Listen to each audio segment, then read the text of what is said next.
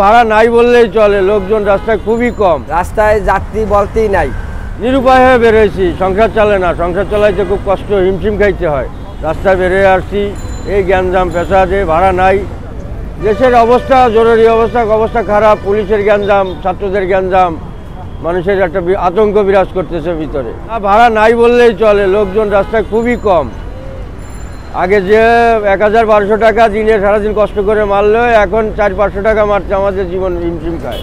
8 দিন পরবার আছি, জমাজারটি ঠিক মতন ওঠে না, এই যে রাস্তাঘাট বন্ধ, পাবলিকের জীবন নিয়ে ছিনিবিনি হচ্ছে, কত লোক মারা গেল। সুস্থ জীবন চাই, কিন্তু জীবন তো সুস্থ না। আমি 5 দিনে কোনো গাড়ি বাইর করতে পারি নাই, গাড়ি 5 দিন চালা মারা ছিল, 5 দিন পর যখন শিথিল করছে তখন বাইরেছি। রাস্তায় যাত্রী বলতেই নাই। এই গাড়ির জমা 1150 টাকা জমা, 400 টাকার গ্যাস, দুবারে খাবারে 1800-1900 টাকা খরচা হয়, জমাই উড়ান যায় না।